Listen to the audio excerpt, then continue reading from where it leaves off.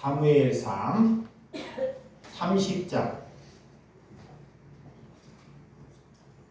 21절에서 25절입니다. 사무엘상 30장 21절에서 25절 다같이 교독합니다. 시작. 다윗이 전에 피곤하여 능히 자기를 따르지 못하므로 부솔 시내에서 머물게 한 200명에게 오매 그들이 다윗과 그와 함께 한 백성을 영접하러 나온지라. 다윗이 그 백성에 이르되 무난하며 다윗과 함께 같은 자들 가운데 악한 자와 불량ven들이 다 이르되 그들이 우리와 함께 가지 아니하였은즉 우리도 도로 찾은 물건을 무엇인지 그들에게 주지 말고 각자의 처자만 데리고 따라가게 하라 하는지라. 다윗이 이르되 나의 형제들아 여호와께서 우리를 보호하시고 우리를 치러 온 그 군대를 우리의 손에 넘기셨은즉 그가 우리에게 주신 것을 너희가 이같이 못하리라. 이 일에 누가 너희에게 듣겠느냐? 전장에 내려갔던 자의 분깃이냐 소유물 곁에 머물렀던 자의 분깃이 동일한지니 같이 분배할 것이라 하고 그날부터 다윗이 이것으로 이스라엘의 율례와 규례를 삼았더니 오늘까지 이르니라. 아멘.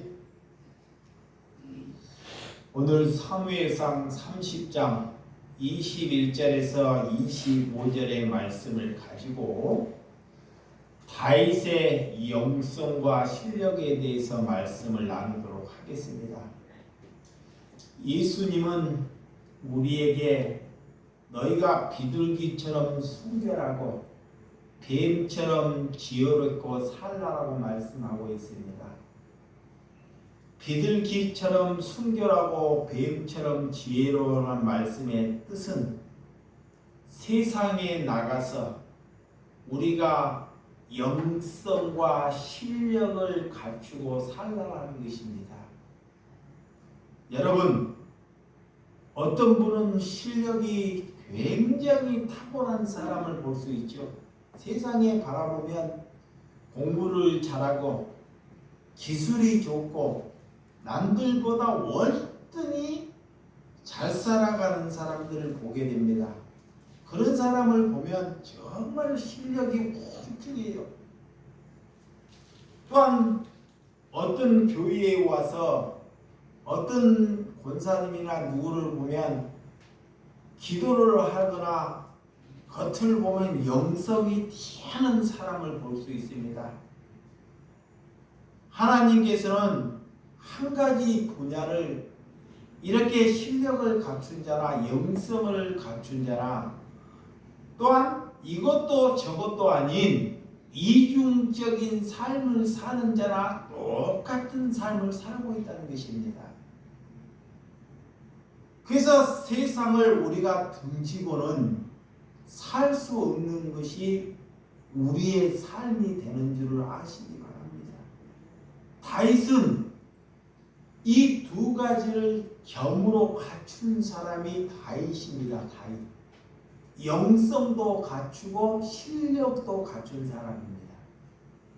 왜 하나님께서 다윗을 성경에서 등장시켜서 우리에게 보여주고 있는지 저와 여러분들이 오늘 다윗을 보면서 나는 어떻게 살고 있는지 자신을 한번 잘 점검해 보시라는 것입니다. 다윗의 삶을 보면 그가 실수도 있었지만 영성과 실력이 탁월한 분임을 하나님께서 소개하고 있습니다. 지금 우리 사회에 살고 있는 저와 여러분들이 세상에 그리스도인들이 나가는 것이 전쟁터와 불과 다르지 않습니다. 그리스도인들이 세상에 살아간다는 것이 얼마나 힘들고 어려운지 말로 다 할 수 없습니다. 기독교인들이 많지만 자, 이 사회에 가서 세상에 접목이 되고 많은 사람들이 그렇게 사는 사람들이 대부분이라는 것입니다. 여러분, 2000년 전이나 아니면 3000년 전에 다윗이 살던 그 시대나 지금 그리스도인이 사는 시대나 다 힘들고 어려운 것은 매 마찬가지입니다. 예전에는 쉬웠고 지금은 힘든 것이 아닙니다. 예수님이 다시 부활해서 다시 오신 그날 때까지 그리스도의 삶은 늘 고난이라는 거예요. 다윗은 여덟째 막내 아들로 태어납니다.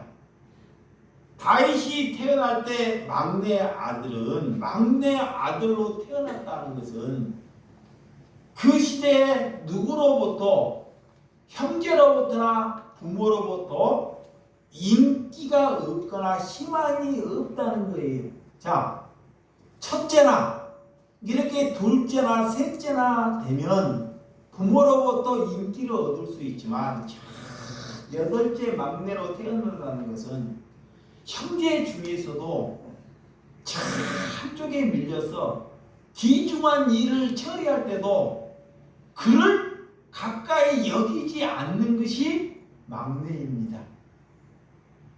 그래서 다윗은 이 땅에 소년으로 살아갔을 때 자신이 주어지는 일은 양 몇 마리 되지 않는 그 목동을 잘 다스리고 기르는 일이 자신의 걸어가는 길입니다. 그래서 양을 치는 소년으로 그 당시에는 맹수인, 곰이나 사자 이런 이리떼들이 늘 양을 노려요. 그 양들을 지키기 위해서 이 소년 다윗이 그 양들을 지키기 위해서 그때 당시에 물맷돌을 만들어서 저기서 사자가 곰이 양을 노리기 위해서 으스렁으스렁 그러면 그 소년이 그 물맷돌을 만들어서 그거를 돌려서 곰을 향해서 사자를 향해서 하루에도 수천 번을 던지고 양을 지켜내는 삶을 살아가는 것입니다.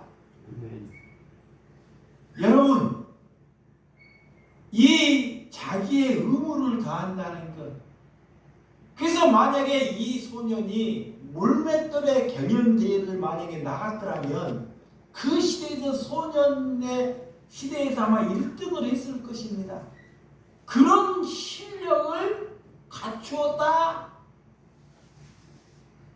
여러분, 적은 거지만 하나님께서 내게 그런 양들을 맺게 했을 때 그 의무를 다한다는 것, 그것이 하나님을 사랑하는 것입니다.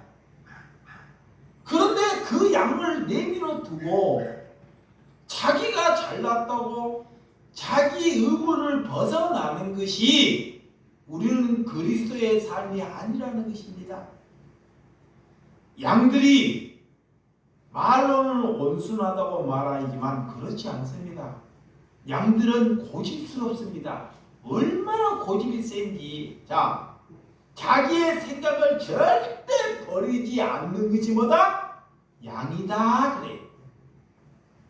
그래서 풀을 뜯다가도 이렇게 풀을 뜯어 초장에서 풀을 뜯다가도 비가 오면 비가 오는 그런 뻘이나 그런 데서 풀을 뜯다가도 온 몸이 흙투성이가 되고 이렇게 되는데도 자기의 몸을 스스로 닦거나 자기의 털을 스스로 깎을 수 없는 것이 양이라는 거예요. 또 자기가 한번 언덕에서 자기가 넘어져도 자기 스스로 일어설 수가 없어요. 목동에 와서 주인이 와서 그 양을 일으켜 줘야 합니다. 또 심지어 내 앞에 낭떠러지가 있고 양무리들이 가다가 내 앞에 양들이 낭떠러지 다 떨어져요. 그런데도 다 죽는데도 그 길을 향해서 걸어가는 것이 뭐요? 양입니다. 그런 양들을 지킨다는 것. 이 다윗은 그런 양을 지키기 위해서 소년의 삶을, 자기의 실력을 최선을 다해서 삶을 살았던 자가 다윗입니다. 그래서 이런 물맷돌이나 돌을 던져서 그때 당시에 그 실력이 사자나 곰을 잡는데 아마 그 실력이 나중에는 백발백중, 이 물맷돌을 던져서 사자를 잡거나 사자를 공격하는데 백방백중의 실력을 갖췄던 삶을 살았다는 것입니다. 그는 그 물맷돌만 잘 던지는 것이 아니라 수금, 자, 악기를 잘 다스릴 수 있는 다윗입니다. 얼마나 수금을 잘 다스렸는지. 자, 사울왕이 사람을 뽑는데 악기를 잘 다스리는 다윗을 왕궁으로 취업을 시켜요. 그 나중에는 이 수금을 잘 치다 보니까 수금을 듣다가 귀신이 수금 소리를 듣고 떠나가더라 그래요. 이런 실력, 찬양하는 거나 수금을 잘 내는 이런 실력을 잘 갖추었다는 거예요. 그래서 왕에게, 그때 사울 왕에게 인정을 받아요. 인정. 뭘로요? 실력으로. 이렇게 찬양을 잘하고 악기를 잘한다는 것. 블레셋과 이스라엘의 전쟁을 하는 시대에, 자, 왕궁으로 들어갔을 때 블레셋과 이스라엘이 전쟁을 하는 시대를 망직하는 소년의 삶을 삽니다.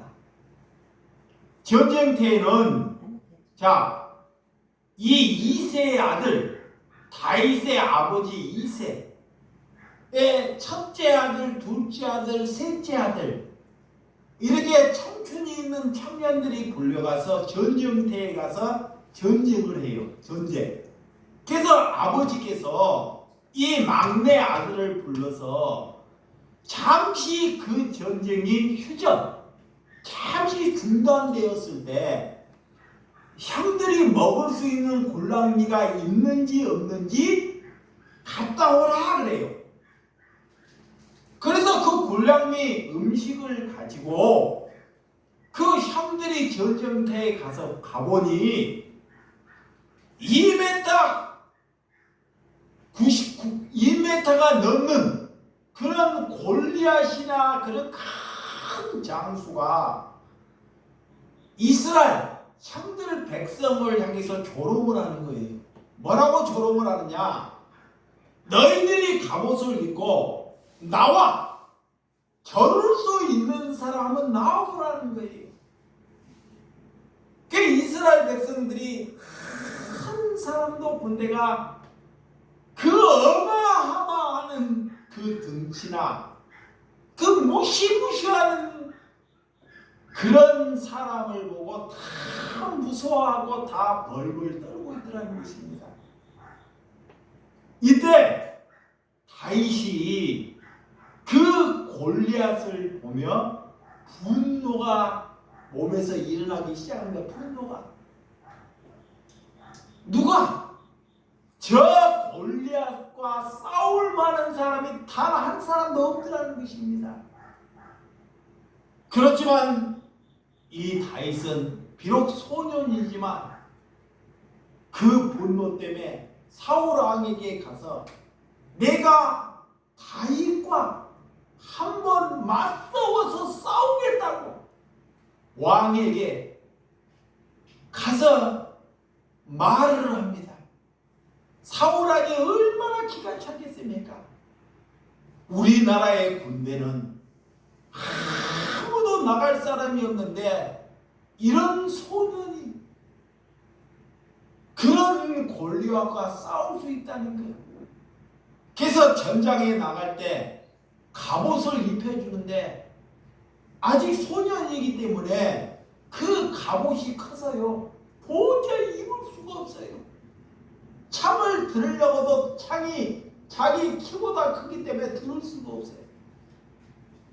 그래서 갑옷을 입지도 않고 그런 창을 가져가지도 않고 자기가 지금까지 잘 연마했던 뭐요? 물맷돌과 5개를 가지고 골리앗과 함께 전투하는 곳에 갑니다. 그래서 그 물맷돌을 돌려서 골리앗 이마 정통에 같이 꽂아서 바로 그 시에 즉사를 하게 됩니다. 그 골리앗에 있는 칼을 빼서 골리앗의 목을 쳐서 전쟁에서 승리하게 되는 것을 볼 수 있습니다. 그것이 다윗에게는 큰 고난이 시작됩니다. 나라에서 승리를 하고 나라의 큰 영웅은 되었지만 그 이스라엘 백성들의 아낙네들이 이 다윗을 향해서 노래를 하기 시작합니다. 뭐라고 하느냐? 노래를 할 때 사울은 천천히요 다윗은 만만이다. 이 노래 소리가 사울 왕궁까지 들려오기 시작합니다. 이 사울 왕이 그 노래 소리를 듣고 사다리 마귀가 시기심을 불어넣어요. 시기심을. 어떻게 백성들이 나는 천천히고 저 다윗 소년 만만이라고 하느냐. 그 소리를 듣고 창을 들어서 창을 4팽개를 치고 자기의 기물들을 다 부숴버립니다. 그런 다윗이 살기를 위해서 다른 곳에 도망을 치는데 이 사울왕은 사단의 시기심이 들어와서 군대 3,000명을 수습을 해서 다윗을 잡으라고 다윗을 죽이라고 명령을 내립니다. 그 다윗은 사울왕을 피해서 이곳 저곳에서 정말 그 당시에 그 나라는 동굴이 많이 있는 나라입니다. 그렇지만 그것을 피해서 정말 이곳 저곳에서 피신을 하다 보니 정말 어떤 삶을 살아가는지를 우리에게 잘 말해주고 있습니다. 정말 골리앗을 피해서 나중에는 그가 어떤 지경까지 삶의 고난에 빠져가는지 성경이 우리에게 잘 보여주고 있습니다.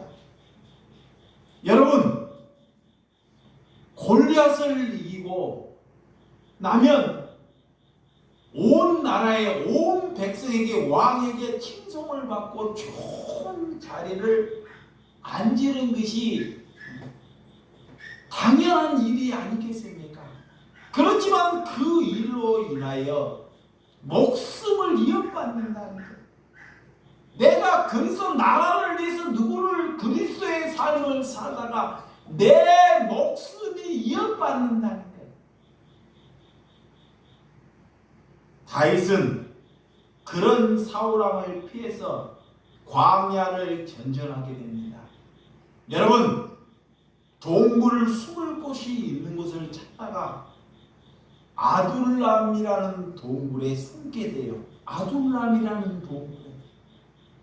근데 혼자 몸이 아니라 그거에 속다 보니 이 이스라엘의 정치범 수용소들이 400명이나 몰려와요. 400명이. 내 혼자 몸을 가누르기도 힘든데 나같이 왕으로 쫓기는 그런 신명들이 몇 명이나? 400명이나. 그 동굴에서 먹을 것이 얼마나 있겠습니까? 또한 스스로 그 동굴 안에서 얼마나 싸우고 얼마나 힘들게 살겠습니까? 그렇지만 다윗은 그런 동굴 안에서도 영성과 실력을 그들에게 다 내보이는 것을 볼 수 있습니다. 그 400명을 사랑하고 그 400명을 잘 섬기는 역할을 해요. 그랬더니 나중에 그 400명이 몇 명이 돼요? 600명이 돼요. 600명이. 늘어서 나중에 그들이 통일 이스라엘을 재건하는데 그들을 사용해요. 다윗이 그 동굴에서 그들을 사랑하고 섬기지 아니했으면 그들이 이스라엘을 재건하는데 그들을 절대 그들이 나서지 않습니다. 이게 내가 죽고 그 공동체에서 그들을 살릴 수 있는 실력과 영성을 갖춘다는 것입니다. 여러분, 다윗은 모압 땅에 가서 피신을 또한 합니다. 나의 적군, 자, 이 사울 왕에게 쫓겨서 나의 원수인 모압 땅에 가서 또한 피신을 해요. 또 어떠냐? 블레셋 아니스까지 가서 피신을 해요. 적군에까지. 나중에는 침을 질질 흘리면서까지도 자기가 죽었다는 것으로 또한 다른 사람으로부터 공격을 피하는 삶까지도 사는 것을 잘 볼 수 있습니다. 다윗과 사울 왕이, 자, 다윗이 힘이 있고 능력이 있을 때 사울 왕이 다윗의 수종이 들 때가 있었어요. 사울 왕은 죽을 수 있는 기회를 2번이나 해요. 2번이나. 그래서 그 다윗의 제자들이 이때 사울 왕을 죽이자, 없애야 한다. 근데 다윗은 그런 기회를 준데도 불구하고도 뭐라고 말을 하느냐? 이 사울 왕은 하나님께서 세우신 왕이기 때문에 내가 이 왕을 죽일 수 없다는 것입니다. 이 원수인 왕을 풀어주는 거예요. 그것도 한 번도 아니고 몇 번? 2번이나. 여러분, 이 실력과 영성을 갖추는 것은 내가 힘을 가졌다고 실력을 갖췄다고 그들을 내 손으로 힘으로 죽이지 않는 것이 영성을 갖추는 것을 믿으신 줄 아시기 바랍니다. 그래서 다윗은 이런 실력과 인품을 갖춘 사람입니다. 다윗의 인품은 말로 다 할 수가 없어요. 자, 이렇게 블레셋과 전쟁을 할 때 그가 왕이 되자, 자, 다윗이 왕이 되자 자기 고향인, 오늘 본문 말씀이 그래요. 자기의 고향인 이런 블레셋과 전쟁을 하고 베들레헴에 블레셋 군대가 진을 치고 있을 때 베들레헴을 공격하러 나왔다가 성문 밖에 우물을 보게 된다. 우물. 애들이 그 전에 이 다윗이 베들레헴에서 그 우물을 마셨던 것이 기억이 나요. 근데 이제 이 베들레헴 성경을 누가 차지하고냐? 블레셋이. 그래서 자기의 장수들이 있는데 자기가 혼자말로 내가 저 한번 우물을 마셔보고 싶다 그래요. 그래서 그 장수들이 그 말을 듣고 그 숨어서 전장에 가서 그 우물을 길러서 다윗에게 옵니다. 다윗에게. 이 다윗이 그 우물을 너희들이 어떻게 이 물을 길러왔느냐, 이거는 너의 피와 같은 것이다 하고 그 우물을 마시지 않고 하나님의 전에 하나님의 진지 앞에 그 우물을 부어버려요. 쏟아버려요. 여러분, 저와 여러분 같으면 이 우물을 마시고 이 우물이 더 없냐라고 말할 수 있을 것입니다. 그렇지만 다윗은 하나님께 부어버린다는 것, 하나님께 쏟아버린다는 것, 그것이 다윗이 영성을 가진 것입니다. 하나님께 부어버림으로 먹을 수도 있지만 그런 제자를 얻게 되는 거예요. 제자.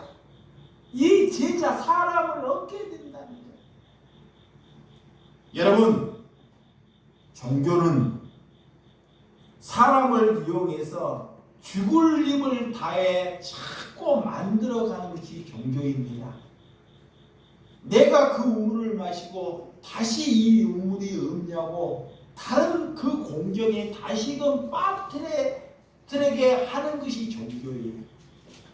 그렇지만 다윗은 그렇지 아니했습니다. 그런 장수들을 피 같은 우물이라 여기고 그 우물을 마시지 않고 하나님의 전에 쏟아 허비해버린다는 거예요. 이것이 하나님께 가진 다윗의 영성인 줄을 믿으시기 바랍니다. 우리가 일하는 태도, 여러분들이 세상에 나가서 기독교인들이, 예수와 믿는 사람들이 일하다 보면 설렁설렁 사람들 눈치나 보고 어떻게 하면 일을 적게 할까, 어떻게 하면 내가 월급을 많이 받을까, 이런 고민하고 살아간다는 거예요. 수많은 기독교인들이 일은 적게 하려고 그러고 보수는 많이 받으려고, 이렇게 하나님을 믿을 바에는 하나님을 믿지 아니한 것이 낫습니다. 그런 사람은 하나님을 욕되게 하는 거예요. 하나님을 믿는다는 것은 누가 보든 누가 보지 않든 최선을 다해서 주인처럼, 주인의 있든 없든 주인처럼 일을 하는 것이 그리스도인입니다. 덥다고, 춥다고, 몸이 조금 힘들다고 이렇게 살아가는 것은 우리가 그리스도인이 아니라 하나님을 욕되게 한다는 것을 아시기 바랍니다. 그래서 일하는 태도가 실력으로 나타나야 한다는 것입니다. 놀고 일하다가 직장 생활을 그런 식으로 하려면 차라리 하나님을 믿는 것을 포기하는 것이 낫다. 또한 아기스 왕이 이 다윗을 향해 전쟁을 참여해달라 그래. 이 다윗이 그런 전쟁에, 아기스 왕의 전쟁에 참여하고 오니 자기 시글락 공동체가 갔다 오니 쑥대밭이 되어 있는 거예요. 쑥대밭이. 모든 아낙네들과 젊은 여인들은 데려가고 집과 이 남자 허름은 다 죽이고 다 불태우고 짐승과 곡식들은 다 거두어서 약탈해 가버린 것입니다. 그것을 보고 다윗이 그들을 추격을 해요. 600명 군사를 데리고 추격을 합니다. 길을 추격을 하다가 예굽의 청년이 부상을 당하는 청년이 길에 버려져 있는 것을 보게 됩니다. 다윗은 부하들을 잠깐 멈추라 해서 그 적군인 부상 당하는 그 청년을 물과 포도주와 무화과를 가지고 와서 그를 먹이고 그를 입히고 그를 돌봅니다. 자, 적군을 쫓아가기도 바쁜데 내 길 앞에 적군이 그런 청년이 부상 당한 것을 알고 그에게 멈춰서 귀중한 시간을 그에게 허비한다는 것. 그것이 다윗이 가진 영성입니다. 그런 청년이 정신을 차리고 아말렉 족속이 어디로 갔는지 다윗에게 알려줘요. 그리고 다윗이 새벽에 그들을 급습해서 그들을 다 징벌합니다. 그런 적군을 다 징벌하고 처음에는 600명을 데리고 가지만 가다가 200명들이 도중 하차하고 400명을만 따라가요. 나중에 그 전리품을 빼앗아 가지고 오는데 다윗이 영성이 어떤지 이 전리품을 가지고 올 때 전쟁에 참여한 자들이 우리에게는 전리품을 조금 많이 주고 저들에게는 전리품을 좀 같이 좀 분배해 가지고 조금 주고 그렇게 하라고 공면을 해요. 근데 다윗은 자기의 생각과 사람의 생각으로 전리품을 분배하지 않습니다. 사람의 생각은 나에게 일을 잘 맡고 내 수준에 잘 맞춘 사람에게 더 주고 방해하는 사람들은 조금 주는 것이 인간의 생각입니다.